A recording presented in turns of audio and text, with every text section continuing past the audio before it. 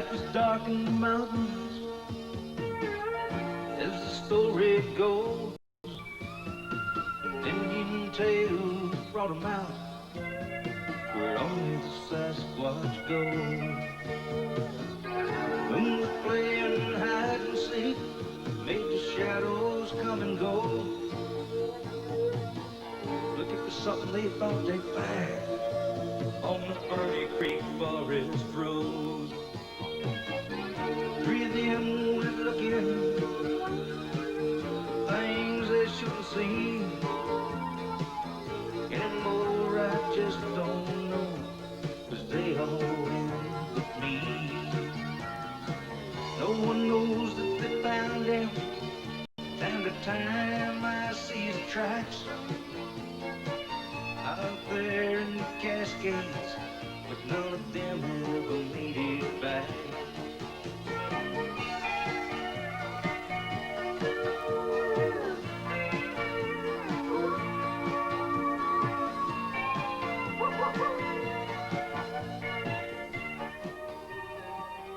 In the late 18th, early 19th centuries, there was a man named Baron George Cuvier, who was one of the most prominent biologists of his time. Considering his place of influence in society, we would have expected that Cuvier would have done all he could to keep an open scientific mind while exploring the unknown. But instead, Cuvier in the year 1812 made a public declaration that there were no more new species of large animals left to be discovered anywhere in the world.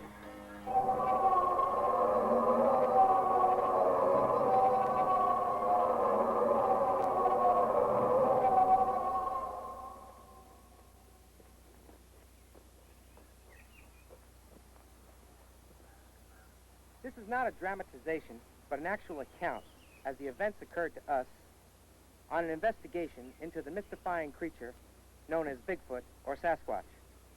Not done in a elaborate studio, this footage was taken by the Amazing Horizons Research Organization, ranging across North America in pursuit of evidence that would shed new light on this rare, elusive, and stunning creature.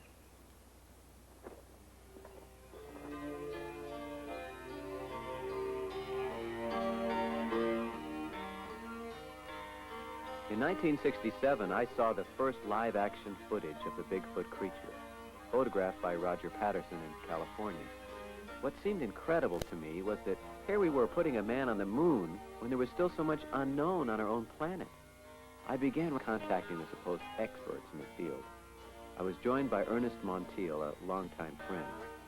We formed the Amazing Horizons Company solely for the purpose of delving into the mysteries of the world. By most accounts, the Bigfoot creature was believed to be an animal of the wild. So we knew that if we wanted to learn more about this creature, we had to find a man of the wilderness. And that man was Ivan Marx. Bigfoot hunters from all over the country had come by my place since 1957 on to 1970. I'd be going out to check for Bigfoot tracks. They'd follow me. Or maybe I can get in on his find. But Tom Biscardi came up and said, "Hey, I'd like to join you." I said, "No." And Tom kept coming by, and pretty soon I said, "He's not out to see what I found and swipe a picture or two, and by golly, I'm going to throw in with him." Ivan and his wife, Peggy, came to Northern California back in 1947. They found their utopia in the wilderness of Mount Shasta, Bigfoot country. I learned tracking from the shoulders of my father. He would carry me on his shoulders on a coon hunt. I'd sit on his shoulder and I would notice tracks, and he'd show me. He said, "Ivan, this is the track of a raccoon. In order to survive a depression like it is, we've got to catch this animal and get food on the table." So he'd take me down and say, "Look, here is a raccoon track. This raccoon has 5 toes. Now here's a cat track. This cat has 4 toes." He taught me why these animals had the 4 and 5 toes. And he also showed me how to trail them across muddy swamp, which is easy, and what to look for when they went across terrain that they would leave no tracks. They'd break twigs, or they might leave little smudge marks, or they'd even make tracks in minute dust particles. When my father was teaching me, he had a pretty stern hand. He said, "Son, you better learn this if you want to survive." And even at that age, I realized that survival is the name of the game.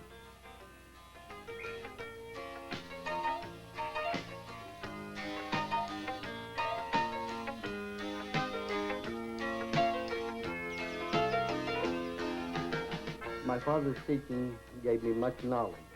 It was from him that I learned what to look for on the Bigfoot trail. When I found a bed, I knew that Bigfoot would defecate before going to sleep. So I looked for and found fecal matter. But one of the most important findings was how he would reach high up on a tree and leave his mark for others to see. In other words, this was his claim that this was Bigfoot territory. My wife, Peggy, goes with me on all of my expeditions into the wilderness, into the brown bear country, into the Bigfoot country, or if I'm sent out to trail down a mountain lion and catch it alive, a lot of times a mountain lion will be killing animals, and they say, hey, we don't want to kill this magnificent animal, let's remove him. So they send me out to catch this animal. What I do, I throw a rope around his neck, I pull him out of the tree. My wife grabs him by the tail, I tie him to the tree, I go around and take 2 more little ropes and tie his legs up, put a stick in his mouth and haul him 100 miles away, turn him loose again. So my wife goes with me on all these things. One time a grizzly bear got me down and chewed my leg up, and that woman still held her cool.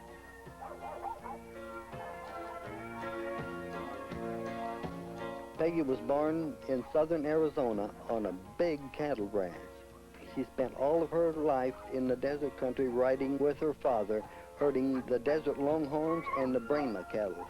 When I go down into her part of the country, I'm afraid of those longhorn cattle because they run me up a tree every time. In April 1981, I got several reports of Bigfoot tracks in the Mount Lassen area. I was out of movie film, and there's no way where I lived that I could buy movie film on the spur of the moment. So I loaded up my Nikon cameras and hit the trail. I was in the area several days, and on this one particular day, I was waiting on a water hole, which a Bigfoot or any animal has to come into a water hole, especially this time of the year. And I was just sitting there kind of relaxed, and all of a sudden, from out of the forest, here came this Bigfoot creature. And I could see that he was having the same problem I was, because mosquitoes was all around him, same as they was all over my body. He stepped right out into the pool, he bent, reached over, he threw water all over himself, and then he shook the water away, and then I think he heard my Nikon camera click, because all of a sudden, he bounded off into the brush and disappeared. And that was the last I saw of him. It was April 5th, 1981. Ivan called me. I assembled the Amazing Horizons crew, and we were off to Bigfoot country. All around the world they travel, searching distant lands, trying to find the creature. We made our camp about 30 miles from Ivan's ranch, where he had sighted the creature. Ivan explained he had received several phone calls from around the country on the same day he saw the creature, that others had also had sightings that day. All animals move in greater numbers during the full moon. If there's a Bigfoot sighting in Nome, Alaska, and there's one in California, one in Vermont, and one in the Everglades of Florida, all at the same instant, then you know that there's more than one Bigfoot. I would say that there's a minimum on our continent alone of 1,200 of these things. Early the next day, we began searching for the prints this creature left behind. The area was perfect for the creature. Ivan believes the creature to be a vegetarian, though there are many theories that it is a meat eater. Bigfoot never eats any red-blooded meat. Bigfoot has been known to eat a few fish, but it's mainly berries, roots, and all kinds of vegetation. So many calls that I get and says, hey, come quick, Bigfoot just killed my cow. Go over there, a bear killed it. He's in my chicken coop. Well, there's so many things gets in a chicken coop, a bobcat, a fox, a raccoon, but never have I found where Bigfoot eats any red meat. Ivan has domesticated wolves for hunting purposes. Ivan explained that the wolves consider Bigfoot a friendly creature by the way they roll in the scent of the footprints. This is a sign that the scent belongs to a friendly wilderness creature. We gathered as many casts of the prints as we could, noting the long stride of the creature as well as their resemblance to flat-footed humans. But considering the depth to which each print depresses the earth, the foot going far deeper into the ground than any human print, I am continually amazed. Prints that range anywhere from 12 inches to 21 inches in length and 4 to 8 inches wide, far larger than that of any living creature known to exist in North America. Something is making these giant human-like footprints. This something makes them, and Ivan has proved it can be caught in the act. It is extremely difficult and rare, but not impossible. We are determined to continue our search until we can prove to the world that there is a creature unknown to man who has a unique knowledge of survival to have eluded man for hundreds, maybe thousands of years. Tom set up our crude but efficient listening device with the hopes of recording some live-action sound of Bigfoot, while the rest of our search party scanned the area for a possible site. Ivan was an old bear tracker. Tom was a man with dreams. And Ernie came along and I wrote the songs about a creature that few's ever seen. Monsters, myths, and mysteries, legend, tales, and facts. It brought us all together, and it's a reason for that. Up in North California, where the redwoods reach the skies, 3 men with a goal and a pact that they'd hold and a promise till the day that they died. Answers to the questions no one's found before. Driving determination, the only key they had to unlock the door. Monsters, myths, and mysteries, legend, tales, and facts.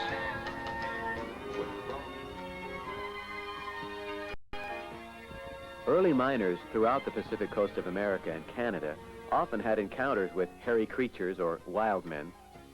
In 1904 in Cottage Grove, Oregon, it was reported in a newspaper there that many of the miners avow that the wild man is a reality. They have seen him. They say he is something after the fashion of a gorilla, and unlike anything else, either in appearance or action. He is about 7 feet high, has broad hands and feet, and his body is covered by a prolific growth of hair.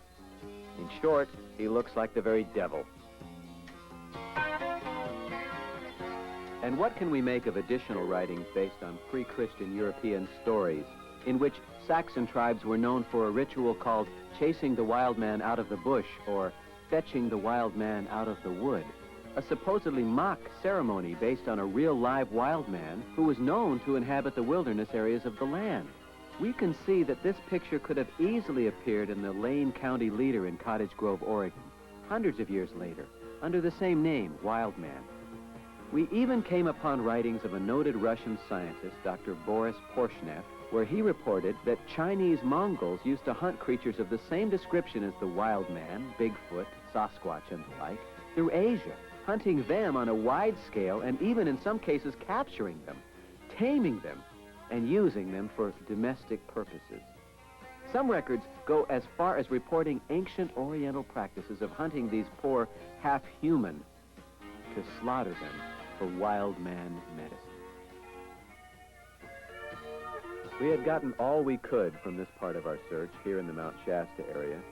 Ivan was anxious for us to meet with an Indian named Whitebird, who would have some fascinating stories to tell us about his experience with the creature.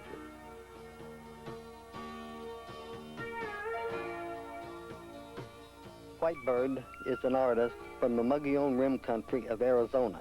He was raised by the Apache Indians.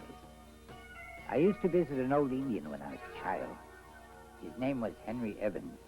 He was 110 when he died. Henry used to tell me about the creature.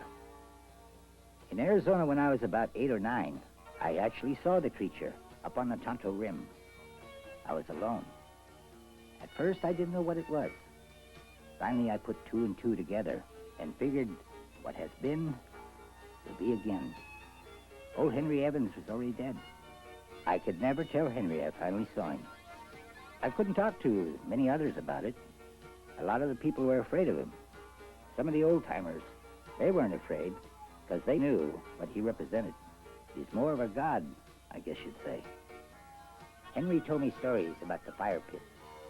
Bigfoot used to inhabit the Tonto Rim country of Arizona. Lots of Indians lived there in small groups and fell prey to warring tribes. and Bigfoot would walk along the creek bank. When the warriors got ready to attack the peaceful natives, Bigfoot would start a fire. He'd be standing by a rock, and the dang rock would catch on fire. And it would just burn and burn and keep getting higher and higher until the renegades left. A lot of the old Indians felt he actually had hypnotic powers. You see, he protected those people. That's the way he did it. He always tried to keep the hostilities down between tribes. I never did go trailing the critter down. It wasn't that I was afraid. I just didn't have any special gift for tracking, like old Ivan here. In June 1981, my wife Peggy and I was out searching for Bigfoot tracks in Northern California. As we walked across the clearing, carrying a camera in my right hand and a rifle over my shoulder, my wife carried a Bolex movie camera, just selecting one I was carrying. And all of a sudden, we heard a grunting sound coming from out of the brush. I told my wife, here, hold this camera because I think we have a bear coming. When I first saw the beast charging at me out of the brush like a grizzly bear, my first impulse was to shoot in self-defense. My wife photographed the entire incident until her camera ran out of film. Then while she switched cameras, the beast charged at me one more time, and I shot. And then it went down. As we run around so we get a better look at the creature, I had to shoot one more time to discourage because it looked right straight at us, and I did not want to kill this thing. And as I watched it drag off into the brush, I did not fire anymore. But then, as the creature surprisingly raised up and began racing off through the timber, I fired 3 more shots in this close proximity just to scare the thing away.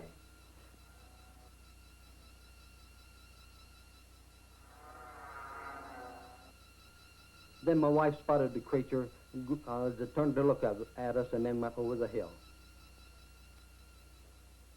I just stood there and my wife said, what are we going to do? I said, let's get out here, let's run. Because I don't want this thing coming back. I don't want to have to kill this creature. So immediately we run as fast as we could back to where we had dropped a lot of our camping gear, back to our pickup and went home.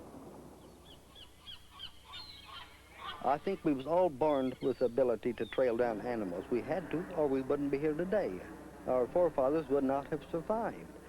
You take track of one animal, then you take a track of another animal of the same species, walk them along side by side, and I'll tell you which one's which. And when I trail the animal down, the one that I want, it'll be the one I started on. They may cross another pathway of 7 or 8 different animals of the same species, but I'll come up with the right one, because a track to me is as different as faces of people.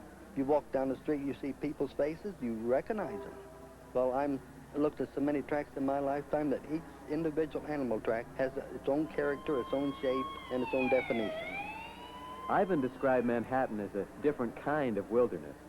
When he told us he imagined the Bigfoot creature like King Kong perched on top of the Empire State Building, we figured it was time to get him out of the city.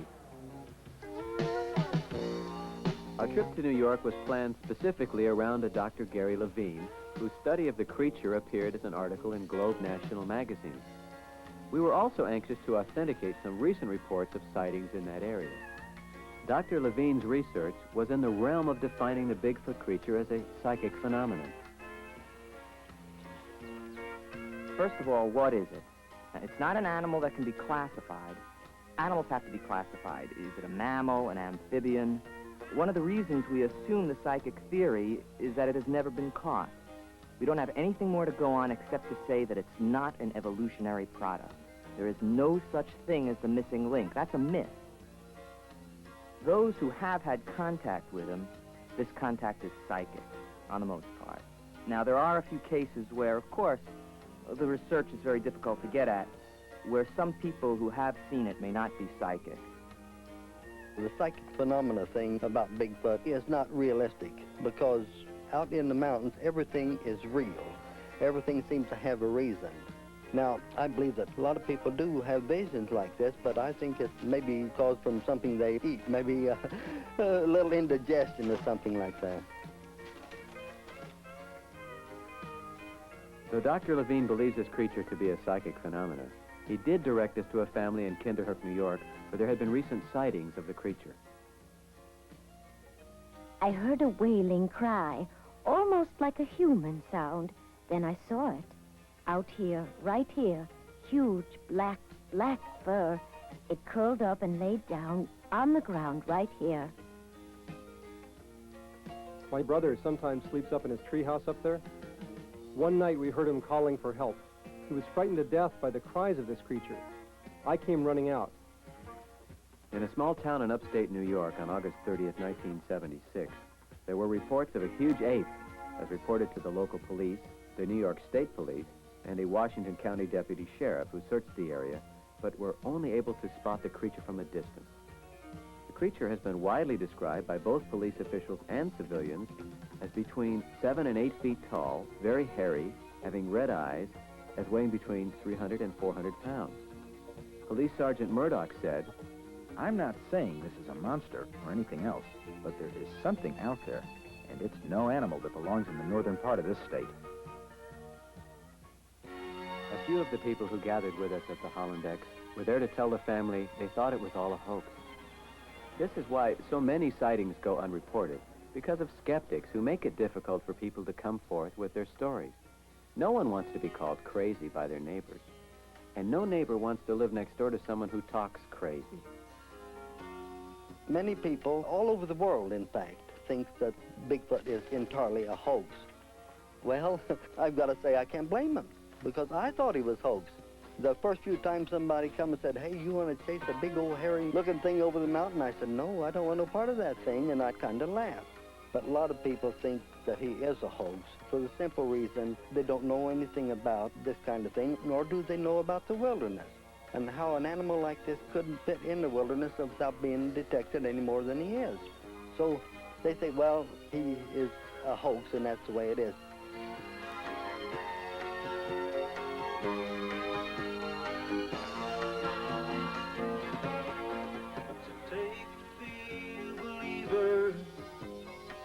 Tell me who's to say. Do you think that we've come this far, looking back on yesterday? Because you hadn't seen sun, you tend to disbelieve. Though you've never known death, when someone dies you grieve. Though you've never seen the good Lord, there's ones that worship him each day. 20% of the people that sees a picture of Bigfoot say, "Look at this picture. Oh my goodness, the little hair on his head that's out of place. And look down here. I bet that's a wrinkle back of his knee in his monkey suit." Then I immediately walk over to one of my bear pictures and say, "Look at this. What's this picture?" "Why, that's a bear." I say, "Are you sure?" "Why, certainly. I know bear when I see him." I said, "That's right. You sure do. But now look at this picture close. You see down here on the side of this bear where his skin is wrinkled?" "Yes. And then you see over here the foot that's on the ground that's smashed flat? That looks like it's out of proportion. Do you reckon this is a mounted bear?" And then they look close. They started scrutinizing the picture. I said, "That's my point." Let's take it back to the Bigfoot creature now. You look at him, and you don't have any idea what he looks like. So you can find fault. It just all boils down to if you know, then you don't look for flaws. Now there is always, as Ivan says, hoaxes, produced by perhaps prankster youngsters with access to high school shop classes and plywood. But consider this. What if the incidents that we are aware of are only a small fraction of what is really out there? Our astonishment, indeed dismay, that a society such as ours, which has the appearance of being one so deeply concerned with self-improvement and self-understanding, then why have we not considered this phenomenon of nature worthy of study? If, as our research supports, this creature has been reported in historical references from pre-Christian Europe to present-day North America, what is it that causes us to avoid, worse still, pervert and commercialize this subject into monster movies and the like? Is it that we are afraid of looking at something that reminds us of our possible origins? Is it the fear of Darwin's theory of evolution? Or simply the frightened scientific egos who, like Baron Cuvier back in 1812, have proclaimed their findings, and now nature must conform to their edicts? To save science the painful embarrassment of being proved wrong. Perhaps we have placed undue pressure on a select group of people who feel they can only maintain our respect and their credibility by holding firm to being right, even at the cost of being completely wrong. At Castleton State College, we were invited to the house of Dr. Warren Cook, an ethnohistorian and professor of anthropology and history. I was born in the Pacific Northwest, and of course this influences how I look at the world. My specialty is Native American culture history, and for years I've been aware that every Indian tribe in the Pacific Northwest has various names for a hairy, man-like creature wandering around in the woods. It's pretty much as if they took the attitude that, well, someday the white man will wake up and realize that there is such a creature out there in the woods. Historical references to hairy hominids in North America date from 1688. Jose Mariano Mocinho, a scientist accompanying a Spanish expedition to Nootka Sound in 1792, recorded Indian beliefs about a monstrous man-like creature covered with stiff black bristles and extremely long arms.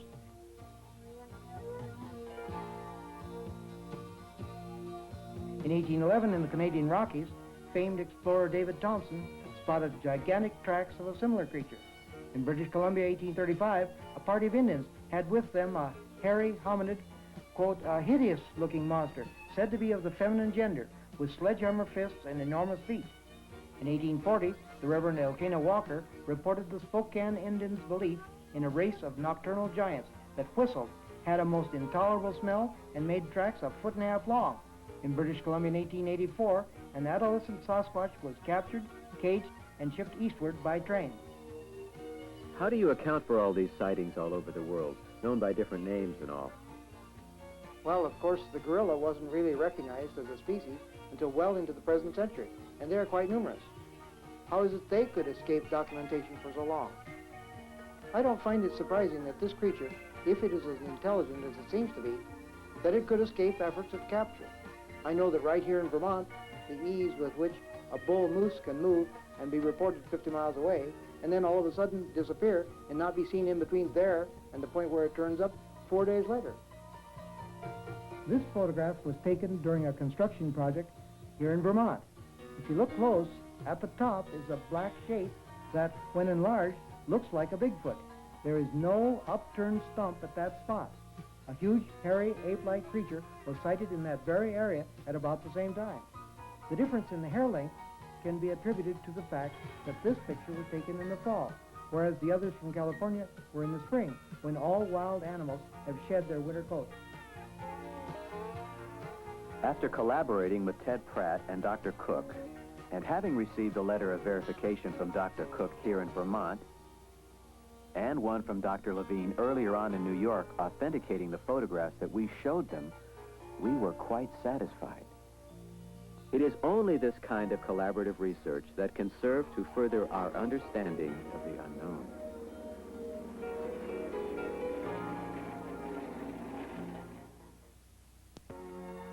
In Florida, a news article was published on January 17, 1976. Will the skunk ape strike this year? 12-year-old Ronnie Stevens was awakened one night by the sounds of his ducks thrashing about in their pen. When he went outside, there stood a 6-foot-tall, dark, hairy, ape-like creature. The elusive creature vanished. But both Deputy Timothy Egan and Corporal Martin Smithson of the Sheriff's Department agreed that something had been in the area. 2 other accounts were reported the previous week. The Bigfoot creature in Florida is called skunk ape. For the last 20 years, stories have been coming out of the Everglades about this creature. The only thing to do is go down and see if any of these things was authentic. With all the publicity in recent years, we found it rather easy to locate some people who could guide us to the different areas where sightings had occurred. A young man named Vinny Zinglo served as our best source of information. He told us, however, that even though there had been a great deal of publicity, people reporting numerous sightings, there still was no sign that this creature was taken seriously. Vinny went on to tell us about the state of Washington, Skamania County, where the Board of County Commissioners had actually taken steps to protect the creature. Therefore, be it resolved that any premeditated, willful, and wanton slaying of any such creature shall be deemed a felony punishable by a fine not to exceed $10,000 and/or imprisonment in the county jail for a period not to exceed 5 years. Vinny told us the next person we should speak with was an Indian man named Bobby Tiger, one of the most respected wilderness experts of the Everglades.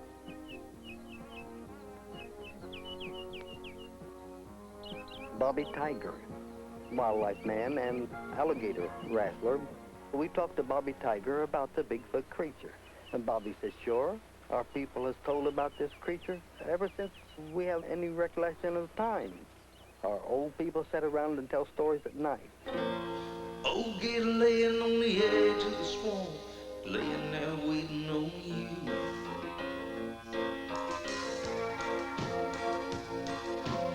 Oh, dear sways a granny, 'cause you ain't wearing no shoes, ain't wearing no shoes. What you doing down by the bayou, walking with that old cane pole? Should be in school, I bet you're heading for a fishing hole.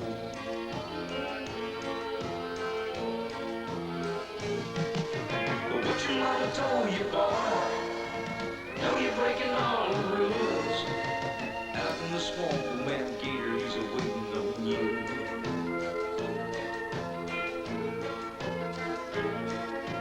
Walking through the high glades I didn't see.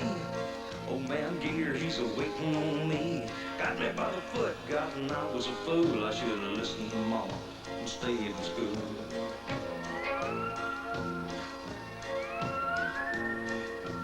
Hey, Mr. Gator, what you doing? Wrapped around the cypress tree. This picture here was taken this spring in Northern California, and here's one taken by a man in Vermont just 2 months ago. They didn't know what it was at the time until they magnified the dot in the photo. Yes, you can see it through there, what we call skunk ape. There are many who have seen the creature, but they don't want to talk about it. It seems you have much knowledge of this creature, but still we know very little. As with my alligators, I know much, but very little. But you know his patterns enough to have captured him. Bigfoot seems to set no pattern. If we could learn this creature's patterns, what we could learn about survival, my friend. As we came to see, Bobby certainly knows the patterns of the alligators. This could be the only way Bobby could work with them as he does. He knows that the secret behind the power of the gator's jaws lies in the muscles used to snap shut. By understanding that the muscles used for opening its jaws are fairly weak, the danger is lessened when he places the gator's jaws under his neck. Of course, this is easy for us to say, sitting safely outside the arena. What is important is to see that his courage comes from his knowledge of the animal's habits and patterns. Know you're breaking all the rules. Yeah, out in the swamp, when the gator, he's a-waiting on you. He's a-waiting on you.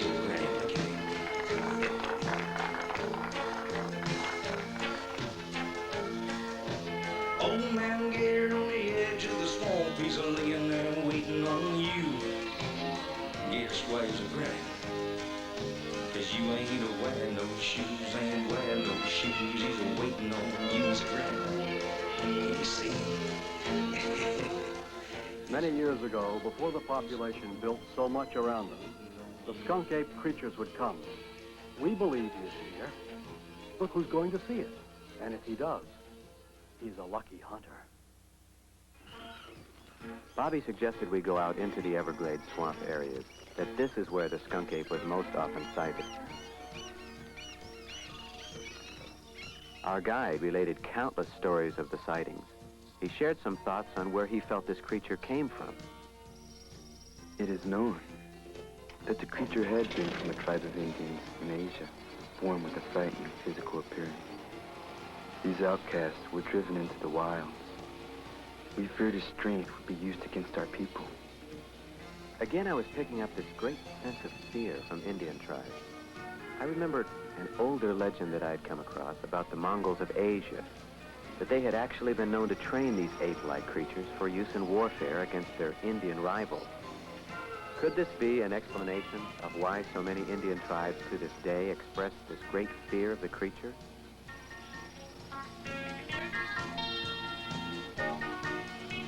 By talking to people in Florida, we believe that the skunk ape is a subspecies of Bigfoot. His body is a little heavier and more like a heavyweight wrestler. while the Bigfoot of the Pacific Northwest is more like a marathon run. From walking the high mountains, he is much slimmer, trimmer still.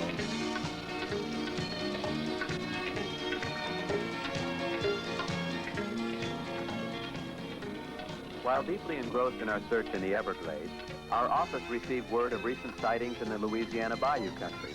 So off we went.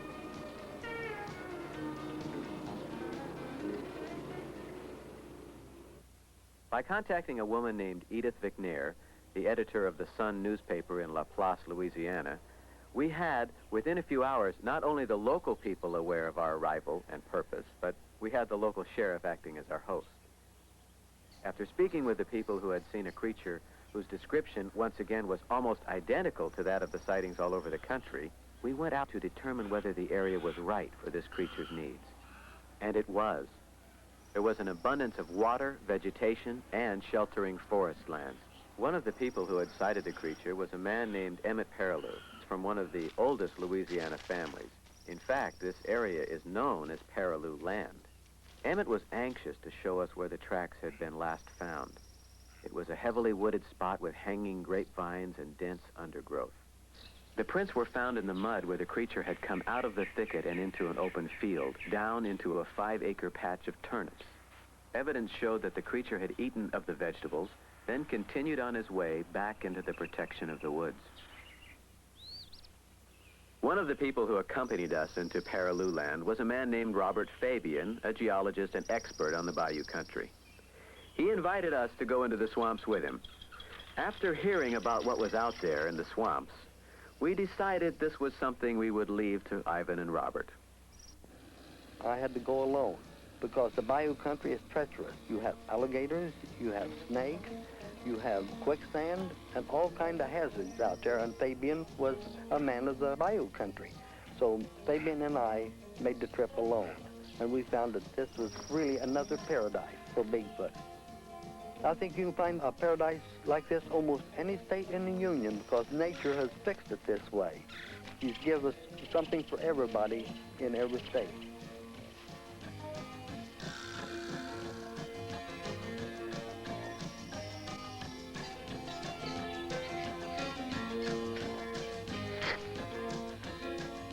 The animals and the birds, once they get acquainted with us, they will become active again. Snakes are kind of sluggish this time of year. We shouldn't find any hanging in the foliage above our heads, but be careful not to step on one when we leave the boat.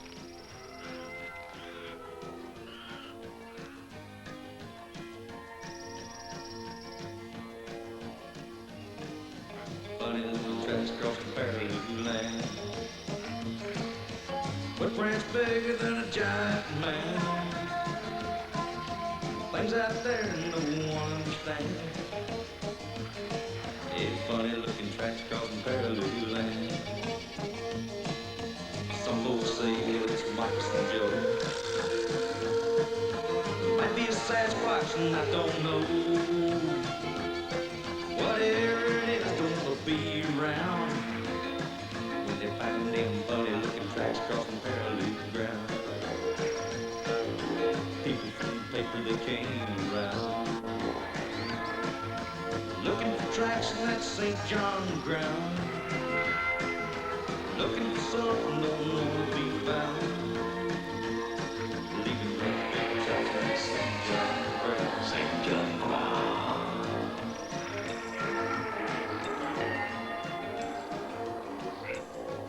At first, there were stories that someone was living out there in the swamp, some hermit or trapper, but then about 4 years ago, a drought hit the glade land.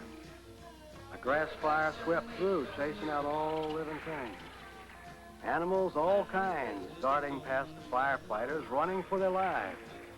Well, I was there helping, dousing from my boat. We saw not only myself, but others too. We saw a handful, maybe 6 creatures, fleeing those scorching flames. Try to kill it or put it in the zoo. People keep looking even though they're wrong. Them great big tracks out there in St. John. Funny little tracks crossing Perilou Land. Footprints bigger than a giant man. Lands out there no one understands. Patrick Corey, one of my former students, took this photograph at a lamasery near the base of Mount Everest in Nepal, at the lamasery of Pangboche, and it shows a domed skull cap. Mr. Corey was given the opportunity to examine it inside and out, and what looks like an artificial scene is natural, product of the development of the creature itself. This is a strong factor to take into account when passing judgment on what seems in Ivan Marx's photographs to be a peaked skull. If anyone that's really interested in charting the course of Bigfoot, I believe you can take a look at our map of Tibet, and then you take a look at the mountain range. The mountain range will go straight from Tibet up south of the Mongolian plateau, straight northeast on up towards Alaska, and it ends right at the little ice bridge area where all the American Indians probably originated from, come across from Mongolia and Siberia and that part of the country. Well, then this complete mountain range is only 25 miles then from the start of the Brooks Range. Then the Brooks Range goes across the top of Alaska, on down through the Yukon Territory, British Columbia, Washington, Oregon, and down into California. The Honey Island creature reminded us again that the likelihood of there being many species that have yet to be categorized and recognized by the scientific community was as much a mystery as it had been to the scientists back in 1812 when that Cuvier fellow announced there were no new species to be discovered. Almost all animals have a routine, the pattern that they set in their daily lifestyle. A wolf has a pattern, a cougar has a pattern, and a bear especially has a pattern. A human is really in the same category, because when a human does something wrong, the law enforcement officer looks at him and says, hey, let's see if he fits in the pattern. Then we know pretty well who done it. Well, the Bigfoot creature is a little different. That is the reason I'd say that this thing has never been captured. And this is the reason that it's taken me since 1951 to really come upon a kind of a logical conclusion of where I might find this thing at a certain time of year. Since you were born, my mountains are high and valleys below. Like all that live with me, I'm with you wherever you go. My brother the sun lights your path each day. My sister the moon at night takes his place. My wish for you, no matter who you be, is to share my gifts and live in harmony. Drink from my streams, my water of life. You rest upon my soft, cool lands of night. I am the earth, I am your home. I've nurtured you since you were born. Some take from me, you ever learn. There's an area in Alaska that they call Windy Mountain, and there's one trapper up there that I know of that when he first saw this creature, he told everybody in the village, he says, we must not trap on Windy Mountain because there's a white ghost. Can't trap on Windy Mountain, 'cause the white ghost travels there. Some say that it's a Yeti, Snow White's the color of its hair. Just like the dinosaurs, he should have died off long ago. But the will to survive has kept him alive in Alaska's frozen snows. Tales around the campfire, handed down from father to son. Tell of the ghost of Windy Mountain and all the things he's done. He's the guardian of the creature. My wife and I have struck up a meaningful relationship with the natives of Alaska because they call us the friends of Bigfoot. People in Alaska tell me Bigfoot is the creature that walks without a shadow. It is said that Bigfoot is afraid of his shadow. But we believe in our village, if Bigfoot can see his shadow, it is too light to walk because people with guns can see him. People must learn to leave him alone, as we do. And maybe someday he can enjoy the warm Arctic sun and learn to live with his shadow. We hope you will tell the people to the south. And if they learn this, Bigfoot will be free and our village will be happy. If any of the Alaskan people think that they have offended Bigfoot, they just real saddened. I know of several occasions where they've come upon a Bigfoot track that has crossed their territory. They'll walk up to the track, they'll look at it, say, oh, Bigfoot has sent me warning. So what they'll do then, if they have a couple of rifle shells in their pocket or a pocket knife, split everything they have down the middle, they'll leave half of it on the ground for Bigfoot as a symbol that we have heeded your warning and we will return to our village. The Eskimo people of Alaska claim that they have plenty of knowledge where Bigfoot takes his own dad and drops the bodies into the crevices of the glacier. Then the glacial action will grind the body to bits. The Eskimo people claim that the Bigfoot really take care of their dead.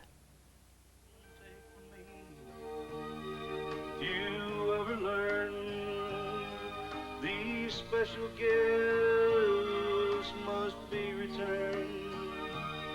I must take from you,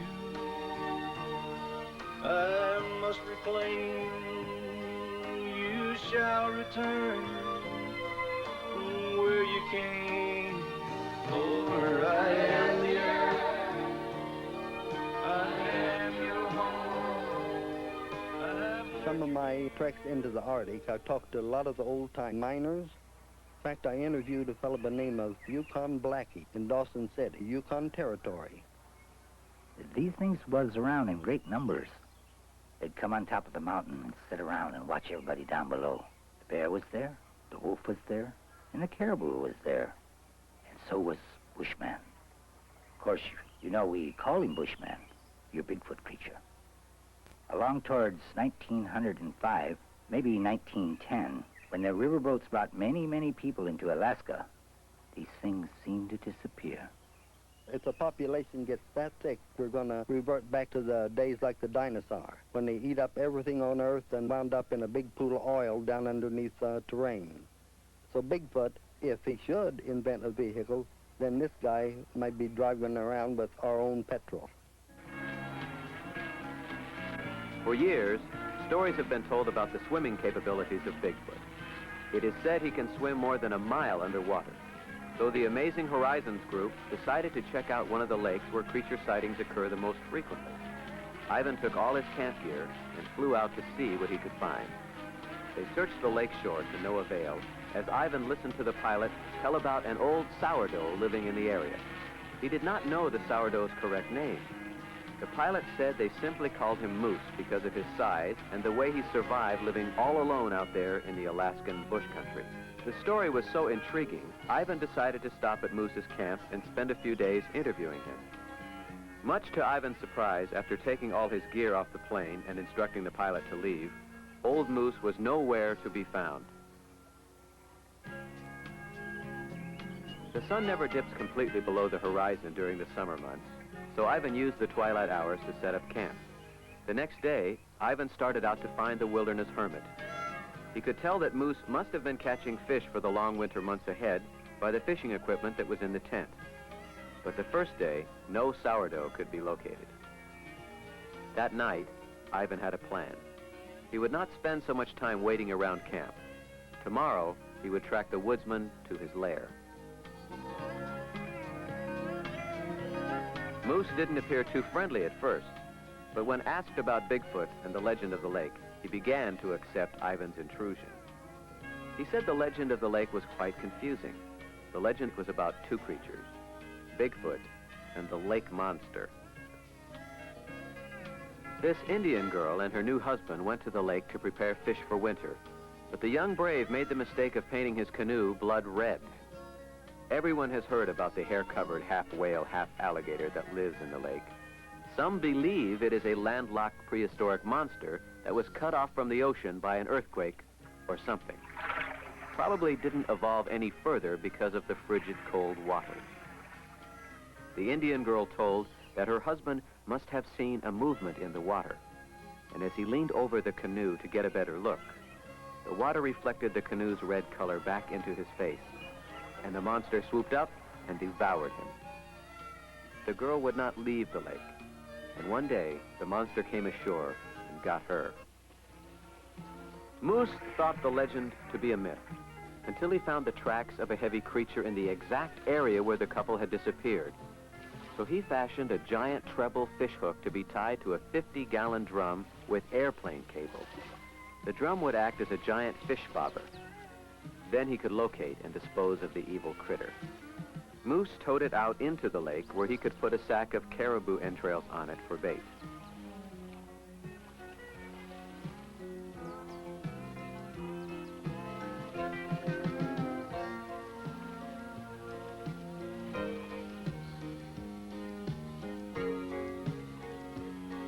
Moose made sure not to have any red paint on the canoe, but as he planted the bait, he remembered his red shirt. "I don't mind telling you," he said, "I didn't waste any time getting back on dry land."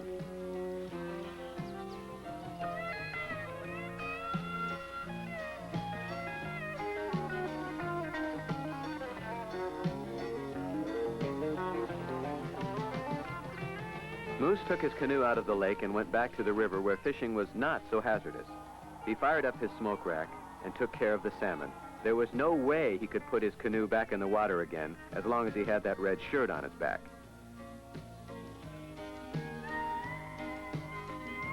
He walked back to the lake to check on his giant fishing tackle.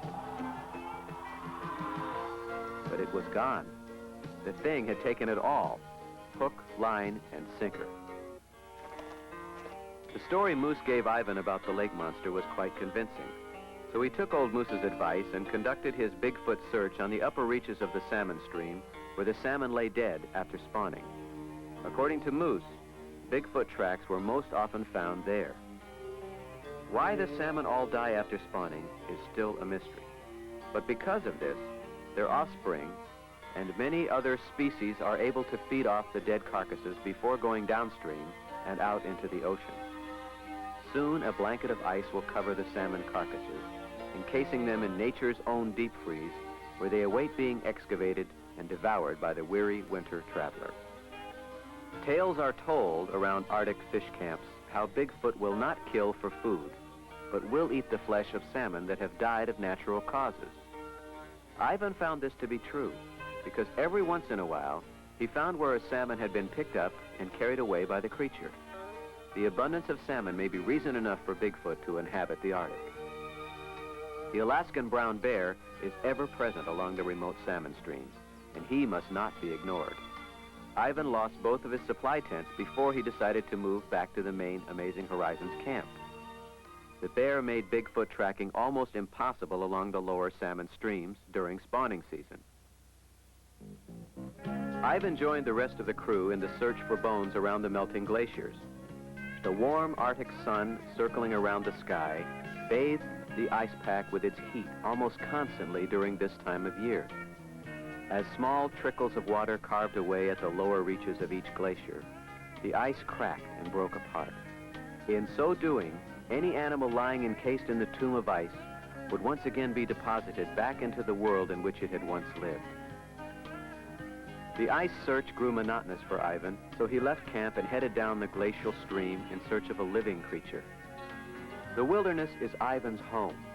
The jigsaw puzzle of life he confronts on the trail may always be a mystery to mankind. But each individual animal inhabiting the mountainous regions of this planet plays his own important role in balancing nature. But what about Bigfoot? Ivan knows that he, like almost all other warm-blooded animals, must have played an important part in the environment from which he came. For today, his trail entwines in and out of the feeding grounds used by the other animal species sharing in the Earth's great bounties. To an old-time bear tracker, Bigfoot's trail finally begins to make sense. Like all other creatures, he must have water and food. If Ivan's theory is correct, and the creature is basically a vegetarian, that he must follow nature's own irrigation system, namely the streams and rivers, because this is where food grows most abundantly. The small stream Ivan was following joined a river some miles below, and there he crossed the trail of Tundra Lily, a woman reaping her harvest from the lush land on which she lived. Her interpretation of Bigfoot was that he was no different from any other living creature, including herself. He, of all things, is a survivalist in the most renowned sense of the word. I learned much from Bigfoot, she noted, just by watching his tracks in the snow. I learned to survive these long Arctic winters. I, however, gather my supplies ahead of time and store them. But Bigfoot cannot do this because he is afraid of man and his greedy ways. Greedy people in my past life is the reason I moved to the Arctic. Every living being on this green earth was born to inherit his share of the good life.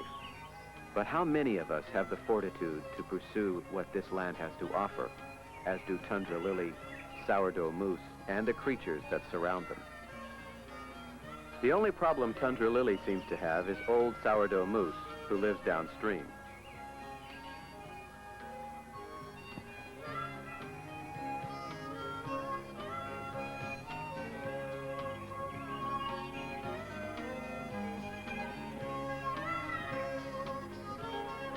One part of nature's puzzle that astounded Ivan was the fact that the Arctic salmon grew large canine-like teeth at spawning time. The salmon does not eat while spawning. Could it be for self-defense only? This earth we live on has many strange secrets, but there is one thing for certain. She provides food in abundance for all wise enough to seek it out. But what about the bear? He is the largest living carnivore and must have massive amounts of food to survive. I guess nature took this into consideration when she gave the bear the ability to hibernate during the winter months when food is scarce. Here in the Arctic, Bigfoot and the grizzly seem to feed alongside each other without any sign of physical encounter, even though bear have been known to kill each other. Coexistence of a different kind must prevail. Ivan has probably spent more time tracking bear than any man alive, but he knows the bear's temperament and avoids contact whenever possible. Some of Ivan's friends have been killed by the grizzly. Almost overnight, the winter winds began to blow, warning Ivan it was time to return to base camp and prepare for our exodus from the Alaskan tundra. The snow line was lowering when Ivan climbed to a higher elevation to call base camp on his walkie-talkie. I will never forget Ivan's words coming in over the radio. Like a ghost in the Arctic, Bigfoot has left us with little to show for our summer's work. But every little piece of information we gather will soon place Bigfoot's piece of nature's puzzle in its rightful place. So we of the Amazing Horizons expedition leave the land of the midnight sun, but our trip was not a total failure. The ice had revealed some of its bounty to us. A skull, probably that of a mastodon, still had particles of flesh intact, and we were fortunate enough to smell the odor of the prehistoric creature hundreds of centuries old. The second bone was a leg bone, but it was much older than the mastodon skull. It was found in an altogether different area. Bones and a strip of film, not much, but enough for us to want to return. We will go back to the ice, and maybe next year, the remainder of the skeleton that joined our leg bone will be free of its icy bondage. We're all happy to hear that Moose and Tundra Lily had settled their differences and can now live happily ever after in their vast Arctic paradise.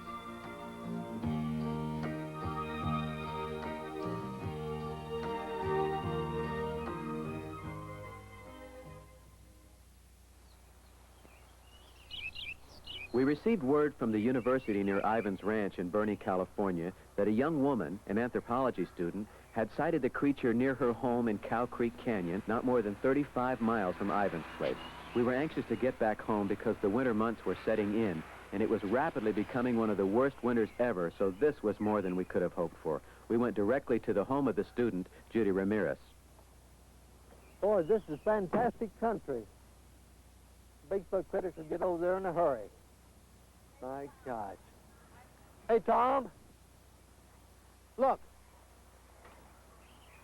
This mountain is something else for that creature. Yeah, you've got berries, you've got acorns. everything in the world. It's just like that Bluff Creek country. Yeah. Right. That's right. Well, there's caves up here all the way through to Alaskan Mountain and clear over to Shasta. So, oh, this is perfect country. They got plenty of water, plenty of food, so it's just fantastic.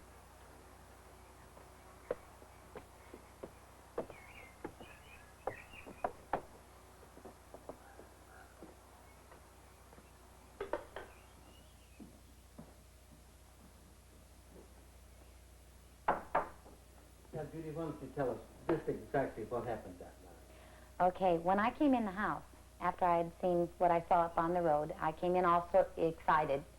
And Andy asked me, well, why was I so excited?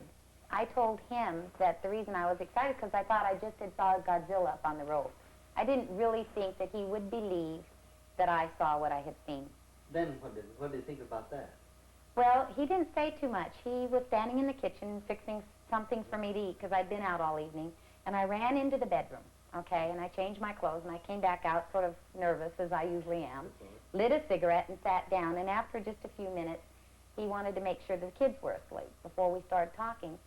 Then he says, well, he had something to tell me about what had happened here at the house earlier in the evening. And so I says, well, what happened?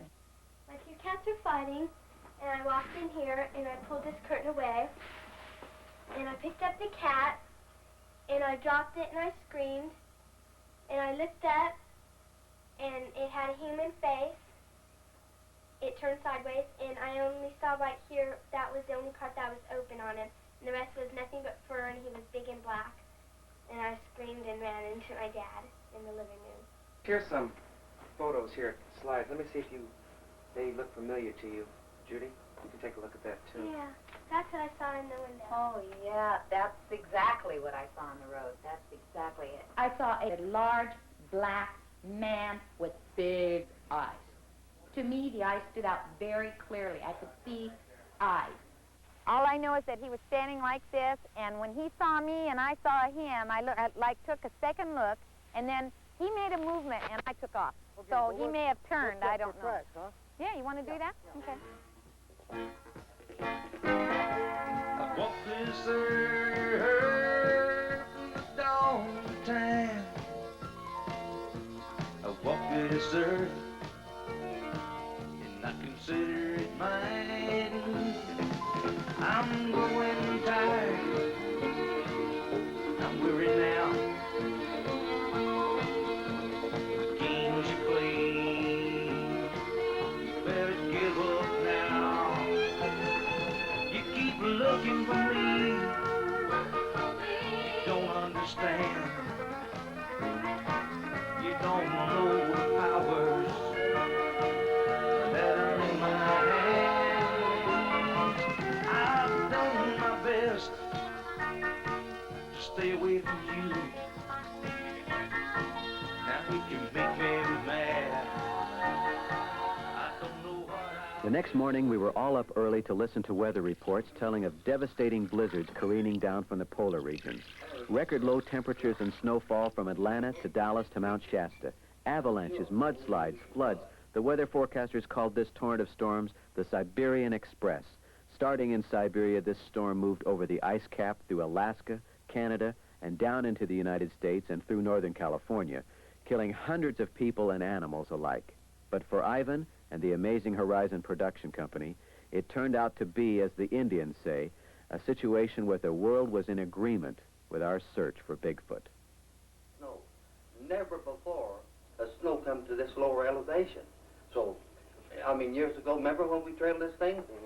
He'd go down to the lower elevations, and we couldn't find his tracks. He'd get in the rocks, no snow.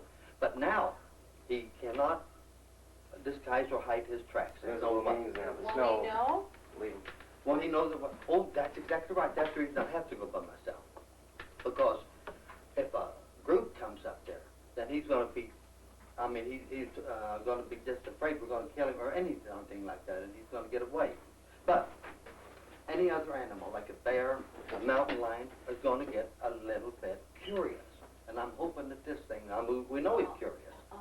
In other words, if I stay with him, 3, 4 days, 5 days, whatever, I'm going to stay with him, And then, How are we going to know where you are? Okay, how about it, Tom? Ernie, are you there? Yeah, we are, Ivan. Here we are. Okay, good. Come on up and try to set up the whole expedition right near the pickup, because I'm sure I'm going to have to stay in there at least overnight this time of day, okay? Okay, Ivan, I think maybe we should set up a command post down there right where we leave the rigs. Is that okay with you? Yes, and now listen, I'm going to have the walkie-talkies with me, so I'll be able to stay in contact with you all the time, okay? Very good. You be careful. Okay, I'm going to head out. Don't understand. You don't know the powers.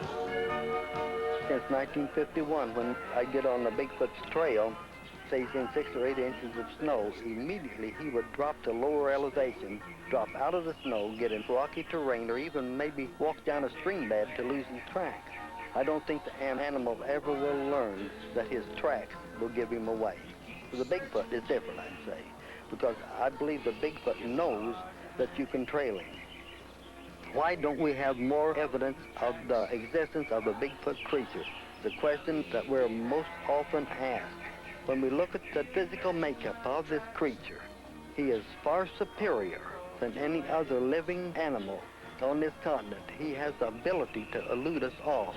I myself, if I wanted to go out in the mountains with my experience, I'm sure I could disappear and never, ever be found again.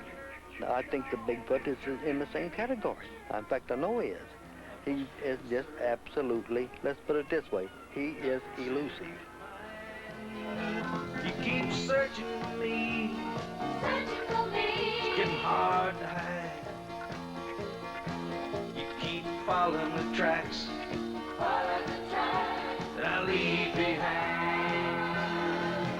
You measure my tracks all across your lands. Are you looking for me? 'Cause I walk like a man. I've walked this earth a dawn of time. I've walked this earth and I consider it mine. You keep looking for me. You don't understand. You don't know the powers that are in my hands. I've walked this earth all the time. I've walked this earth and I consider it mine.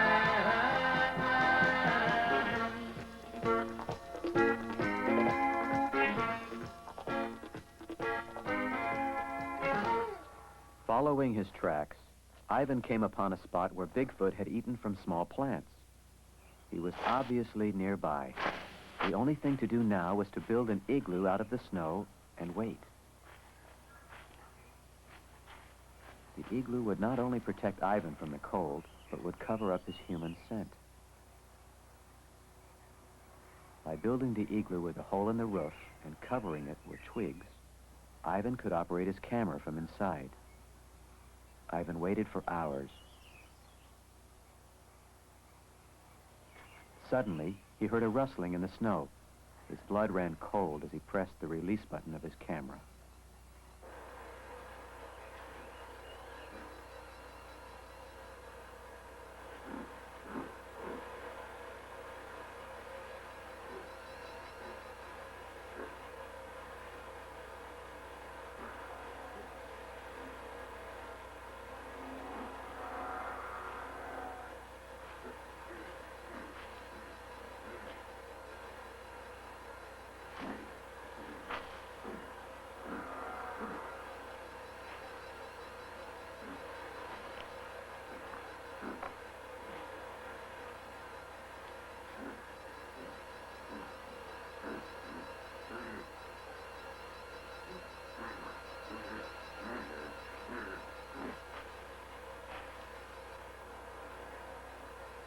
The creature, curious by the sight of the igloo, began to circle around it.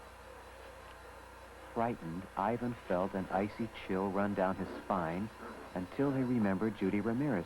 The creature had circled her house in almost the same manner as he was doing now, and he obviously had meant no harm to her.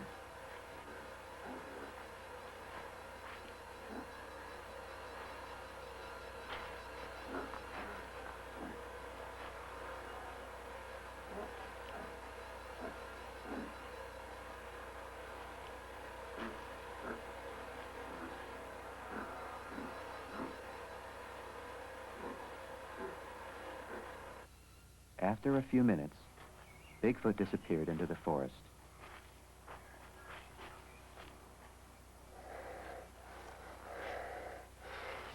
Cautiously, Ivan began following the creature's tracks until he could hear crunching in the snow ahead of him.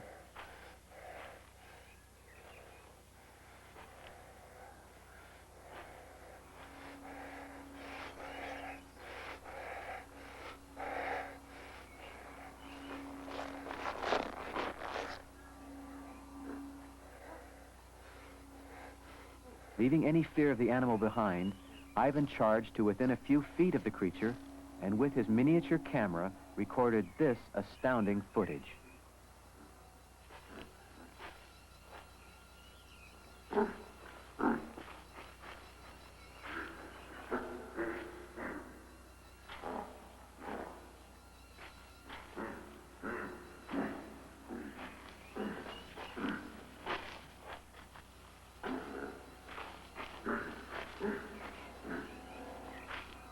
My judgment as to the value of Ivan Marx's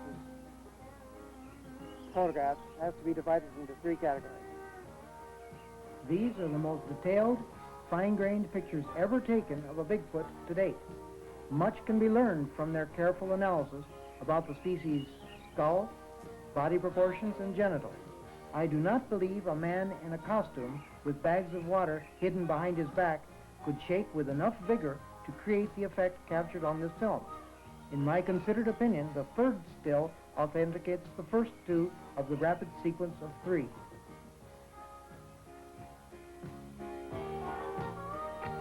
In my opinion, the broad leap that the creature gives as it gets up after being shot is persuasive evidence that this is not a man in a costume.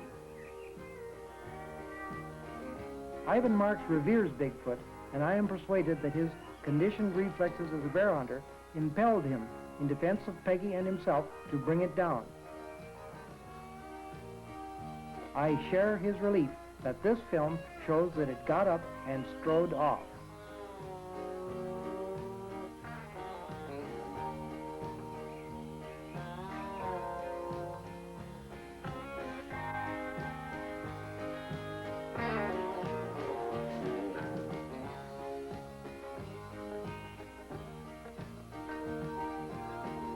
I have compared Marx's photos and films with the skulls of all the known fossil hominids.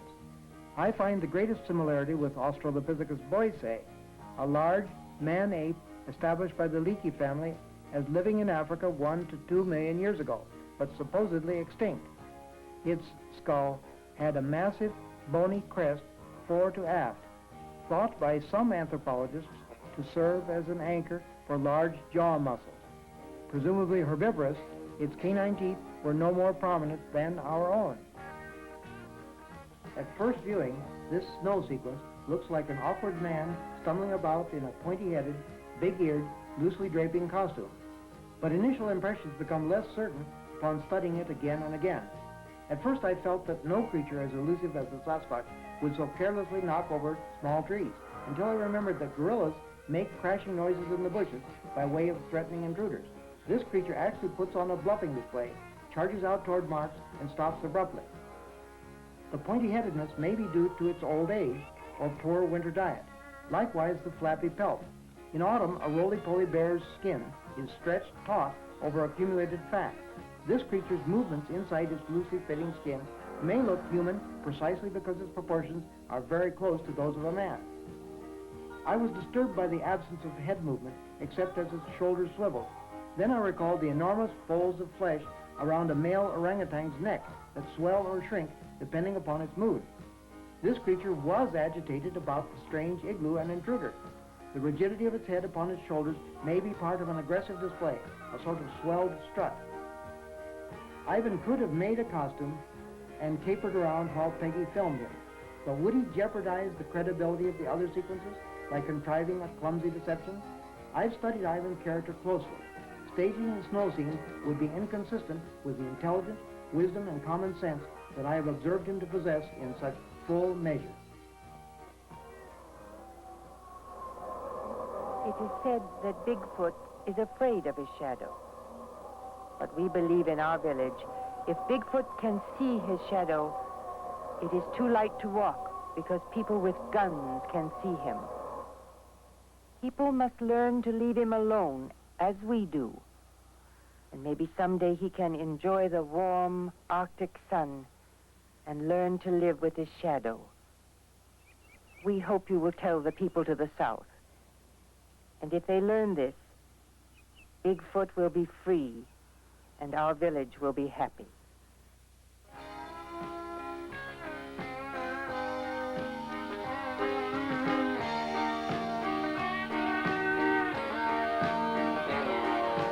Only time will tell. Only time will tell. Will the creature remain a mystery, something we'll never understand? Or will he fulfill the legends and survive the end of man? Only time will tell. Only time will tell. Will he look back on our glory, back on the time of man, when we are long forgotten? Will he still walk this land? Only time will tell. Only time will tell. Our factories all are crumbled, our roads are stone and sand. When progress is finally finished, what man has done to man? Will he sit upon this mountain, the last race that's a line? Will he look down on this country and look at only he survived? Only time will tell. Only time will tell. Will time be the only answer to the questions that we've asked? Will what we see as future soon become the past? Will our creature remain a mystery, something we'll never understand? Or will he fulfill the legends and survive the end of man? Only time will tell. Only time will tell. When our factories all crumble, when our roads are stone or sand, when progress is finally finished, what man has done to man? Will he sit upon his mountain